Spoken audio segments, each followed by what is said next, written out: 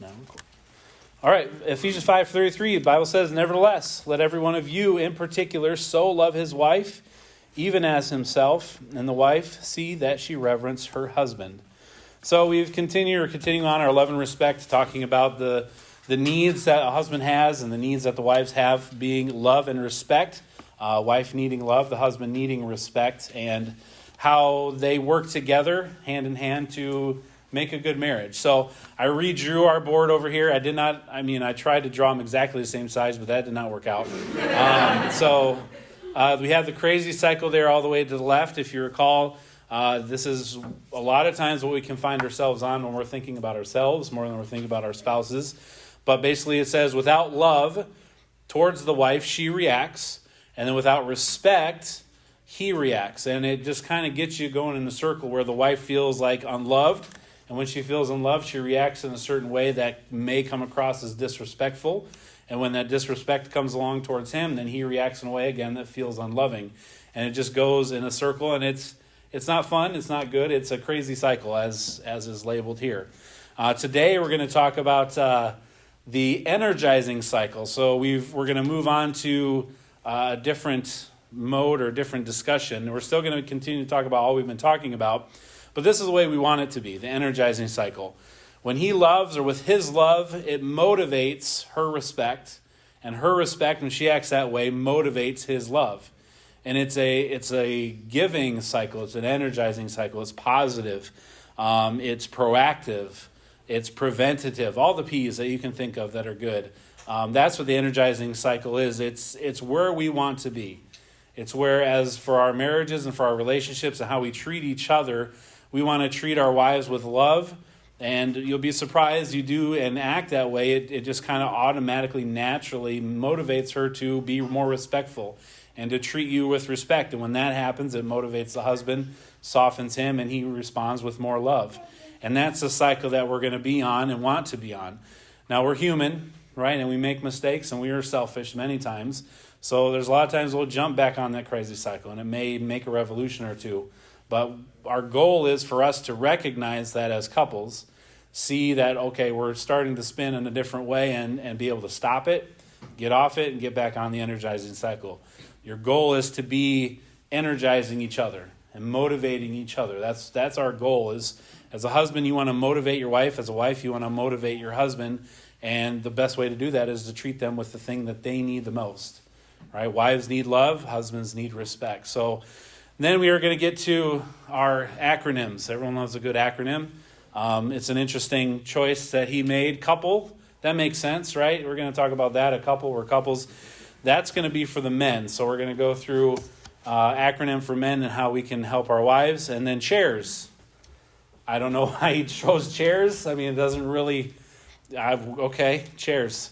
So chairs will be for the wives and how to help their husbands. So we're going to go through those, and we'll go with over the first one for the husband today. But if we stay on that energizing cycle, the crazy cycle won't spin, right? It's a different way of life. But because, again, we're human, we're likely to jump on that crazy cycle every once in a while. So for the next few weeks, we're going to focus on the husbands first. Sit together. That's why there's two chairs, Mark. Yeah. It's not a punishment. I know it's a front row, but it's not a punishment. So the next few weeks, I don't know exactly how many we'll see. We may be able to do more than one a week, depending. This week, we're just going to start with the first one for the men. But for the next few weeks, we're going to focus on the husbands. Giving love and being the loving husband that we're supposed to be. And Mark is seeing himself out. No. We're gonna focus on the husbands and how we can be what we're supposed to be and what we need to be for what our wives need. And some of these things may not feel natural, right, that we're going to talk about. You may feel like it's kind of out of your comfort zone to behave this way or to on purpose act this way. And that's okay. You know, we're made differently as husbands, but the focus for this is for us as husbands to give the wife what she needs. Regardless of how you feel about it, regardless of how comfortable you are acting a certain way or how unnatural it may feel, it's not about that, right? It's about giving the wife what she needs. And now, you know, some of these things you may already be doing. Some of these things you may do better. But there's always areas to improve, right? There's for husbands and wives. There's always areas for us to get better and to be more better husbands and better wives. And so that's the goal. So when it comes to couple, we're going to talk about that word. And I don't know how I'm going to do this with chairs. We'll get there. But the word couple, obviously, we've talked about this before in this class. It means two people connected, right? When you look at the Bible, it says to leave and cleave. It's a word that means, that cleave word just means to stick together, face to face, inseparable, right? It's something that you cannot separate. That's the goal. That's what that word couple means. That's what that word cleave means. And when you think about husbands and wives, this is how women view your relationship. This is how women look at it mostly, is they look at it as a connection, and they want connection. Wives want connectivity. They want to be connected to their husband. And we talked a little bit last week about girlfriends, sisters, mothers, and how you handle conflicts as women. And a lot of times it starts with talking. It starts with face-to-face communication. Usually both parties will eventually apologize. They'll both say they're both wrong. They'll hug, they'll cry, and then they'll laugh. Right? And that's how women, a lot of times, it's not every single time, work out their conflicts and their issues. And when they look at their marriage, you want to do that naturally with your husband too. But your husband's not your girlfriend, your mother, or your sister, right? Your husband's different, and your husband doesn't view things and do things and see things the same way. And so that can be frustrating for the wife to want to connect. And a lot of times we talked about the husband, when conflict arises, we kind of shut down.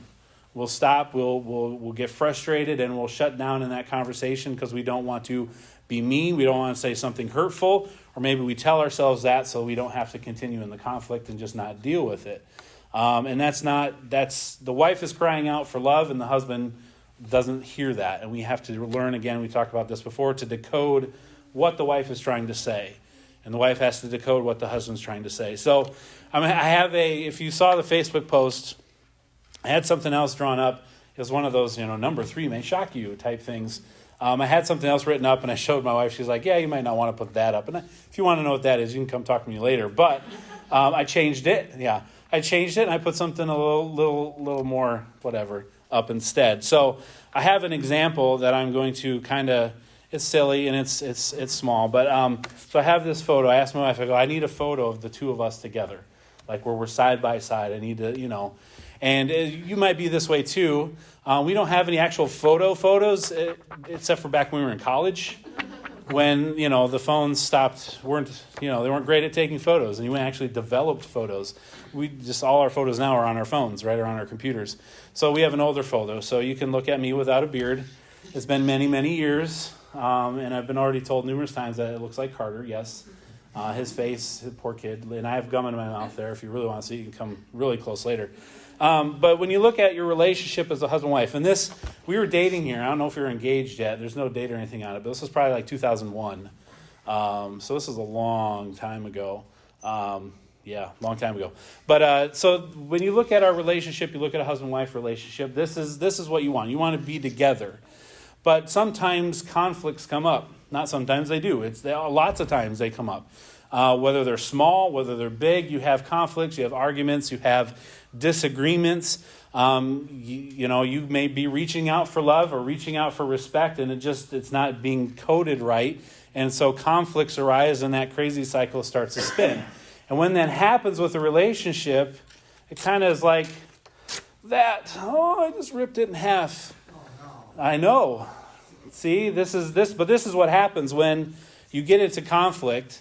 Your relationship gets torn apart.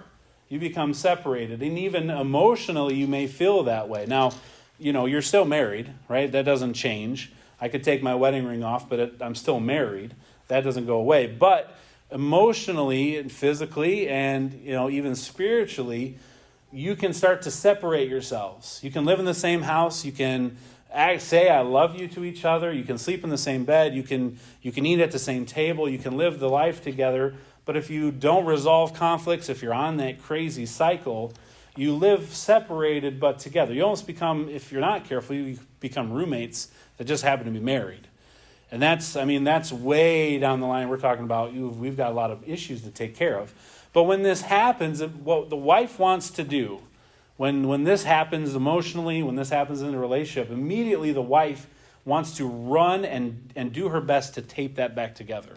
Whether it's all the way ripped or it's just a tiny little tear at the top, a really small one, the wife immediately wants to get out her tape and mend that relationship. She wants to fix it. She wants to bring it back to where she believes that it should be. And sometimes she gets really aggressive about it because she really, really does not enjoy it. And husbands don't either. But she really does not want that relationship to be strained.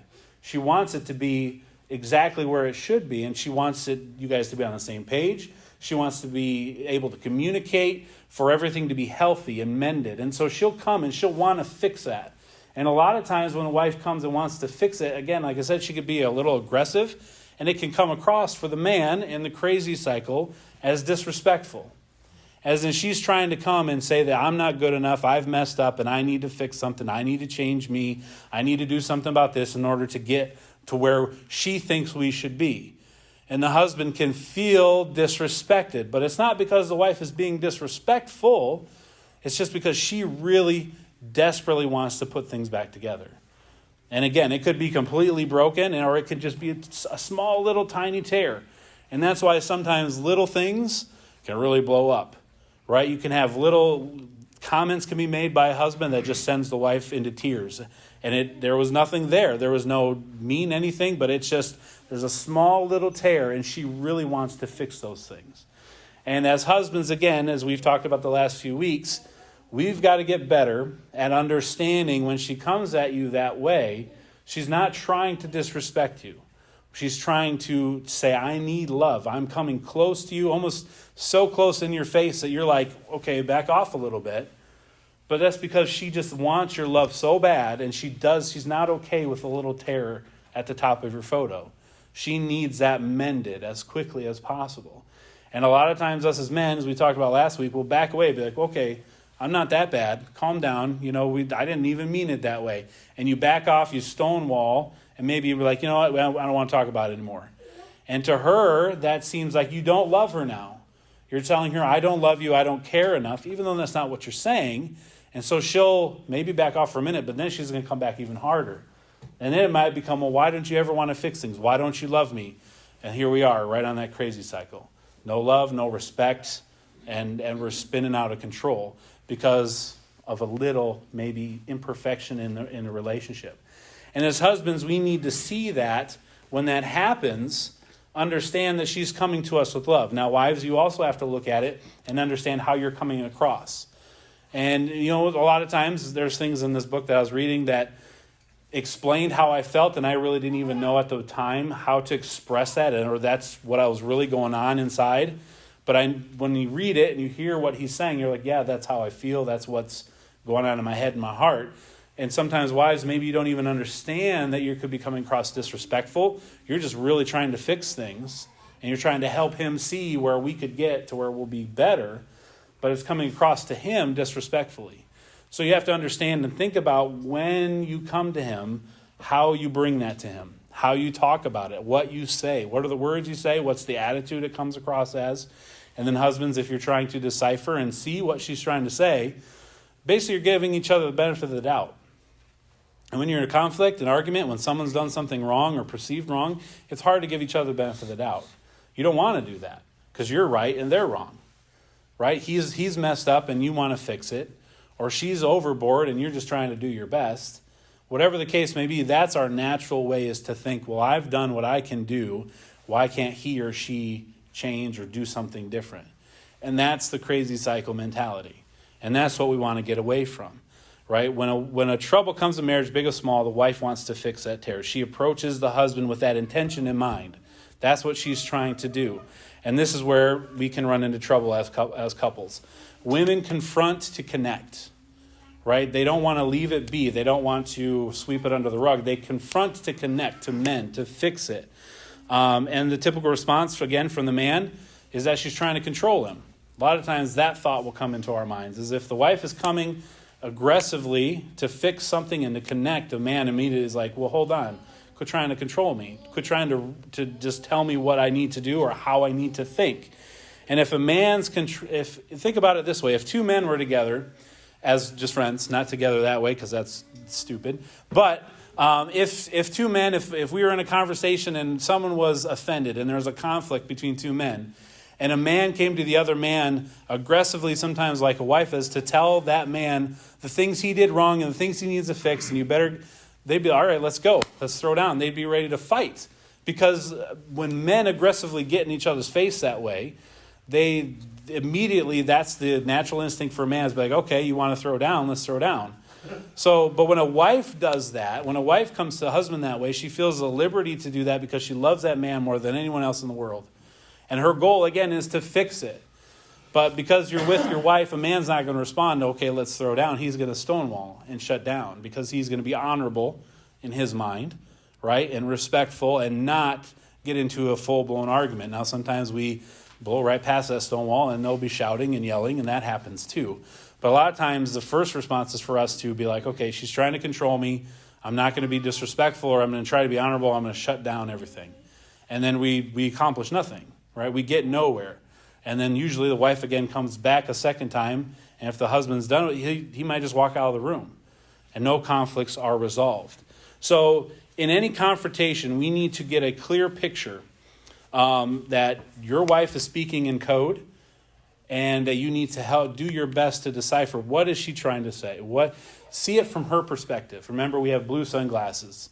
Women have pink sunglasses. I'm not telling men to become feminine and wear pink sunglasses, but I'm telling you to try to understand her perspective. And you can't do that naturally because you're not a woman. So you don't get that perspective. But you have to intentionally, if you want to be on the energizing cycle, as a man, as a husband, you have to intentionally try to decipher where is she coming from and see her perspective. You have to do it on purpose. And that takes you putting yourself second.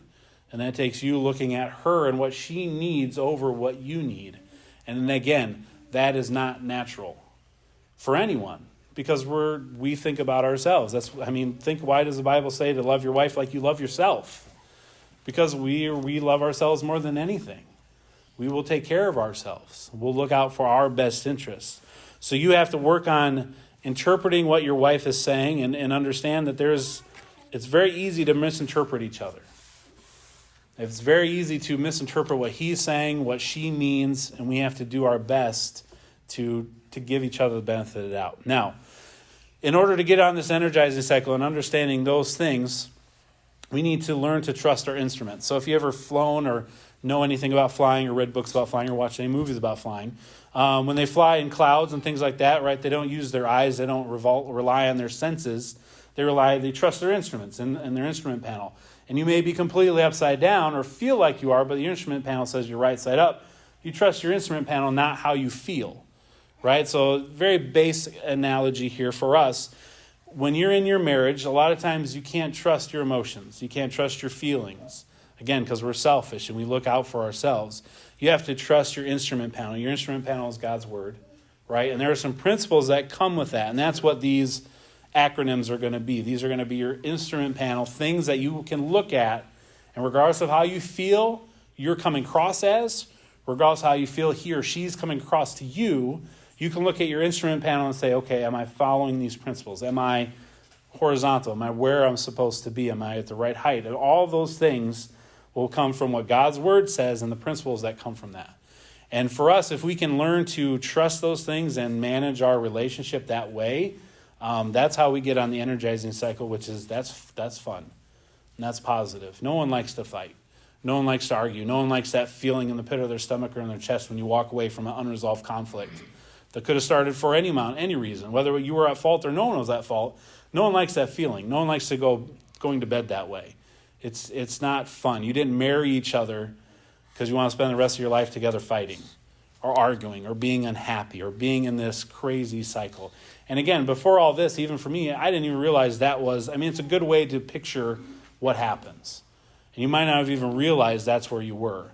And we all get there sometimes. So the very first thing we're gonna talk about here is the C for couples, and that's closeness. So go to Genesis chapter 2. Genesis chapter 2.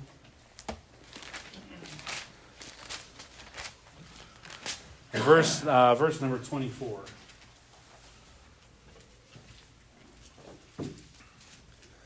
Genesis 2:24, and I've touched on this already a little bit. The Bible says, "Therefore shall a man leave his father and his mother, and shall cleave unto his wife, and they shall be one flesh." So again, that word cleave means to cling, right? Or to hold on to, close.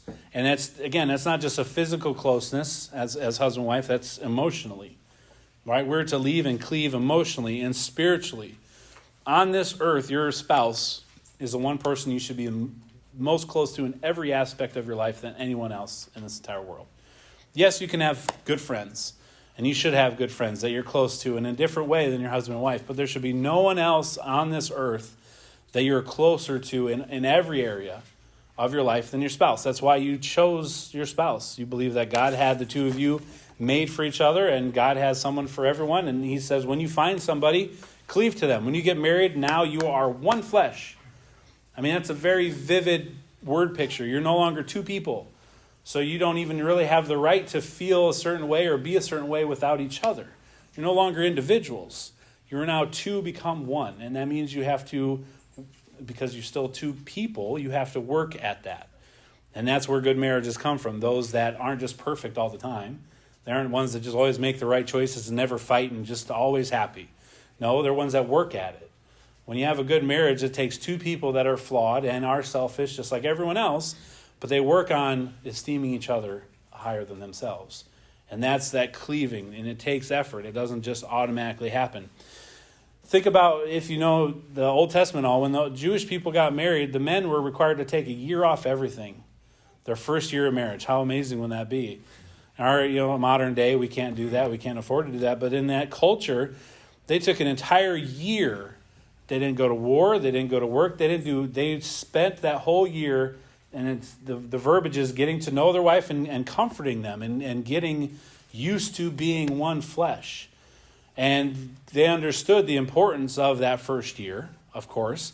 And again, like today, that's not necessarily a feasible thing to do in modern times, but you can still set a positive tone each day. Now, men, I'm going to talk to you about this, and for most cases, most scenarios, it's the man that goes to work, and a lot of us, both of us go to work.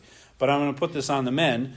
Whether you come home and she's there already, or you're home first and she comes home later, for you men, it's up to you to set the tone for that day, for the relationship. And that can be when you first wake up before you leave. But I'm going to kind of focus on when you both come back together after your day being apart, regardless of where you've been or where she's been, and whether there's kids there or not kids there. For us, again, we're focusing on closeness. And this is something a wife needs. She needs to feel close to you. Not just on the couch, watching TV and the news or whatever. It's not just that. It's not just close physically, although that is part of it, but it's emotionally, it's spiritually, it's everything. The wife needs closeness. And a lot of times, men, we don't necessarily need closeness. We like closeness, but we also need aloneness, right? Men are fine being by themselves for days, weeks, months at a time. We would probably be all right with that, most of us, right? It wouldn't bother us. That bothers a wife, especially when she's married to her best friend and the person she loves the most. She needs that closeness. So husbands, men, we have to work against what naturally is fine to us and being alone, and understand she needs closeness from you. And she needs to know that you want to be close to her. Right? That's one of the primary things. She needs to know that you want to be close to her. So if you're faking it, it's very obvious, right? You can fake it, but she's going to figure that out real quick. Especially the longer you've been married, the more she's going to figure that out. So I want to put this on you, men, to set a positive tone. The first few seconds, whether it's when you wake up or when you come home or when she comes home, the first few seconds where you reunite for the day, it's on you to set the tone of how that is. It's on you to set the tone on how your relationship comes back together and how it goes for that day. You can't spend a whole year with her, just the two of you not doing anything. You have to live. But those first few seconds when you reconnect sets the tone for the rest of the evening. Remember, she wants to connect. That means face-to-face involvement. Okay? Face-to-face involvement. You have to be involved, men. You have to insert yourself. You have to take the lead. when it comes to being close, when you reconnect. That's on you, not her. That's on you. Showing love. She needs love. Desperately, she needs love. And she needs to know that she is loved by you. And that starts with being close. So be involved. Be careful. And this, you'll want to do this. If you're anything like me, you work any amount of time, you've had a long, hard day. What do you want to do? You want to get home. You want to shower if you have a physical job. And you want to shower, and then you want to flop on the couch and just zone out. Right? That's what you want to do. You just want to, okay, I've been busy, whether it's been physically or mentally all day long. I'm tired. I'm home in my home, my castle. So I have set my living room up to be exactly how I want it to be and comfortable. So I'm going to sit on this in my chair or on my part of the couch that is literally has the imprint of my body in it because I sit here so often, and I'm just going to zone. And that's what I want when I come home, right? As men, that's a lot of times that's how I want to be. Be careful not to do that all the time. You can't. She's been away from you all day. She wants closeness. The most important relationship in your life is your relationship with your wife.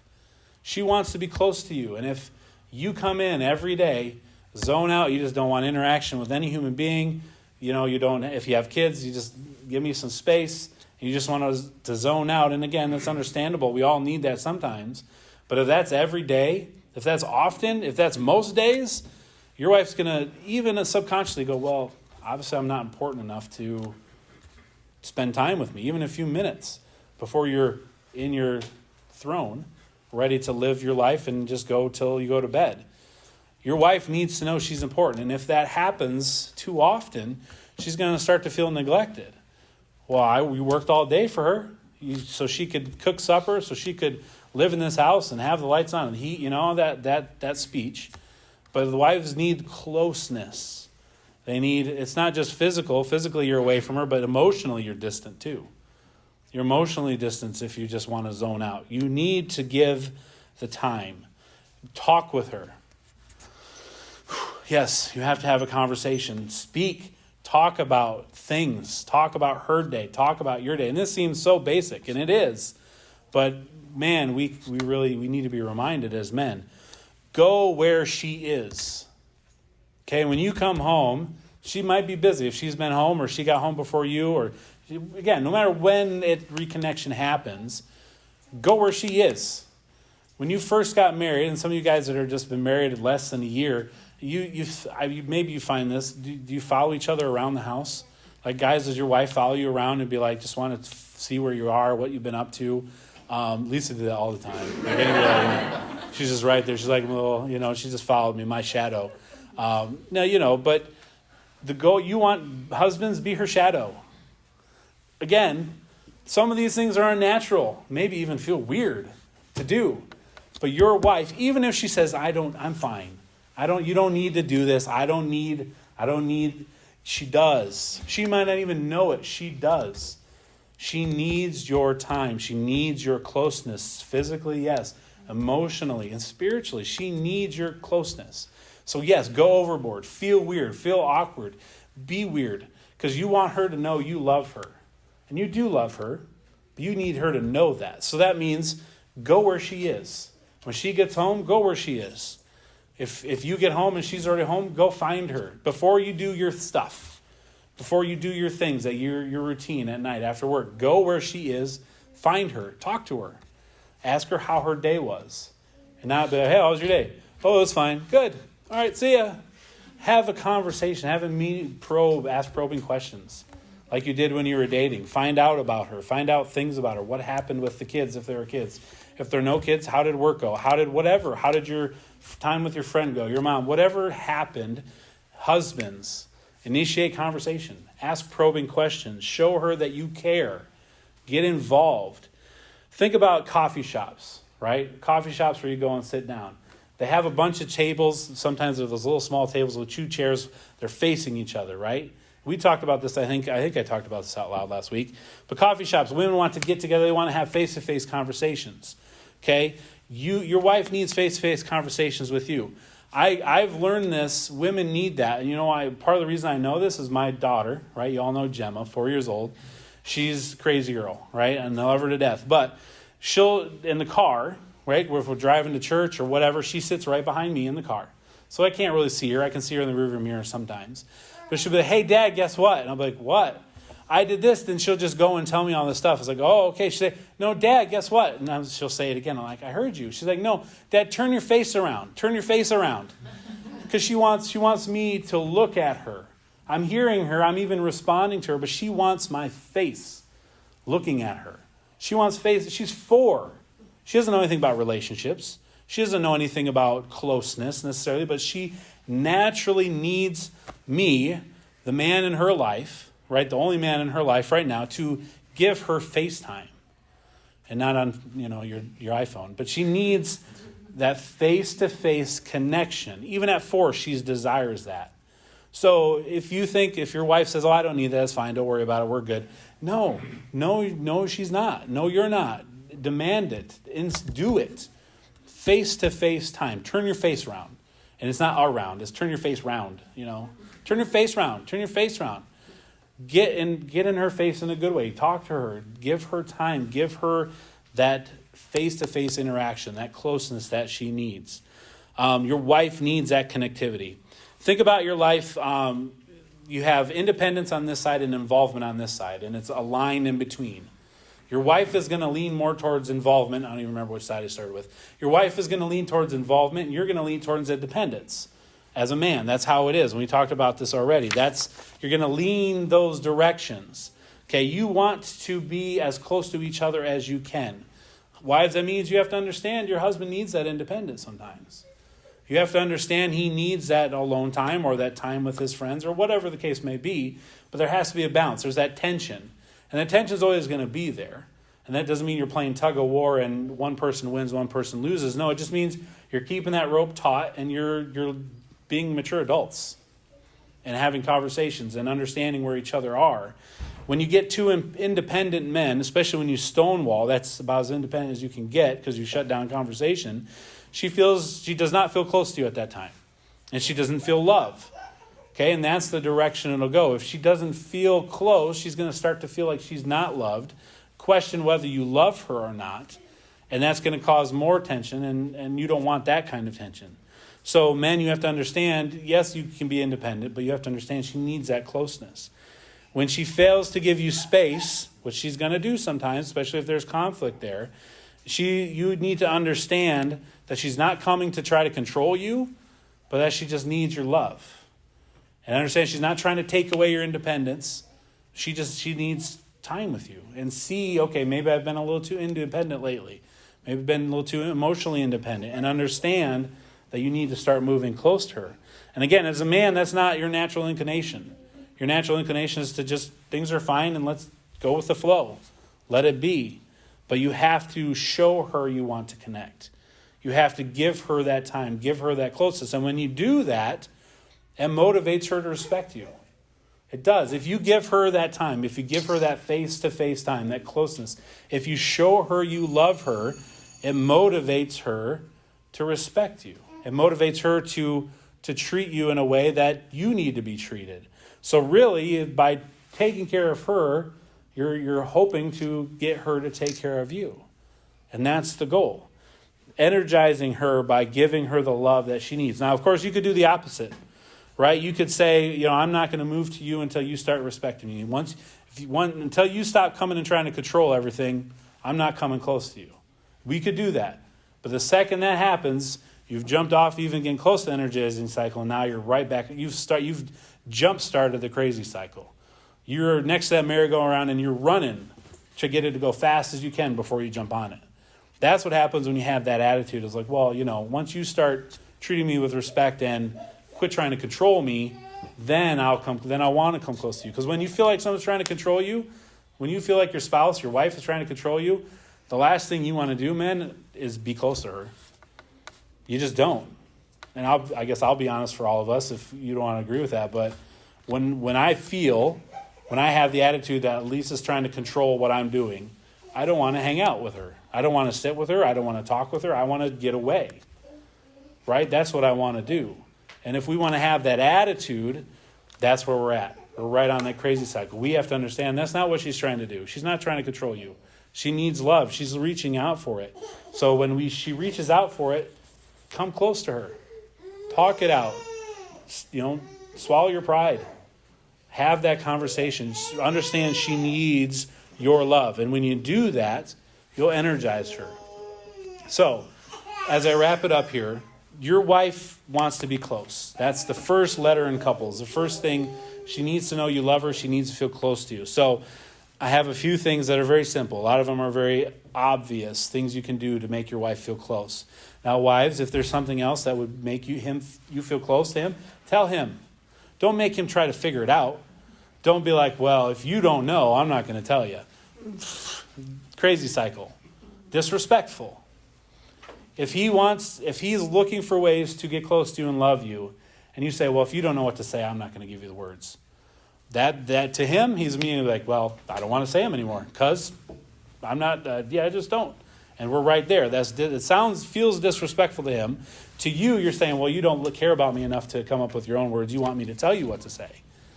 Right? And you're right there. You're on the crazy cycle. So if there's something that your husband can do that will make you feel like he loves you, it's not cheating to tell him.